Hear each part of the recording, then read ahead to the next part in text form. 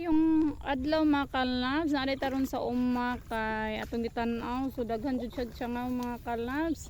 Daghan siya tsangaw mga kalabs tungod kay nagpa-harvest na diyang dapita. So expect jud ta mamalhin man gud na sila mga kalabs ba mga tsangaw. So nara ino nakita o pasan yung dagana sa tsangaw mga kalabs.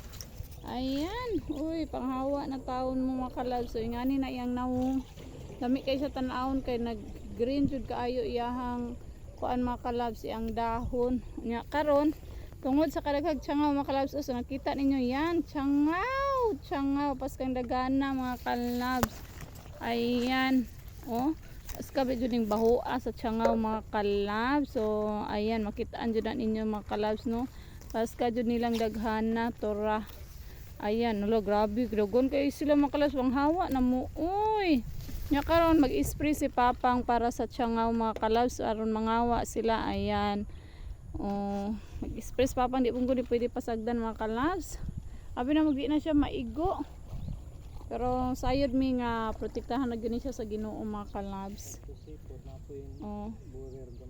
Napod siya borer gamay mga kalabs. Ay nako.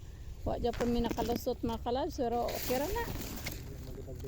Wala man gud nagdungan ang mga humay diri ron mga kalabs. O sa inyo nakita diri wala pa diha anya diri kami padung na pud mi og harvest sila wala po dito nyang uban ang harvest na mga kalabs. So yan nalaban Japan mga ka-farmers.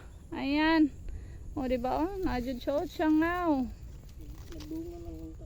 Tsangaw grabe as in panghawa na mo in Jesus name. Ayan, so that's it for today's video mga kalabs. Thank you for watching mga ka-farmers. Ayan, timpla pa si Papang. Update mo niya sa iyang timpla. So, ayan. Happy farming everyone. God bless us all. Love ang lahat.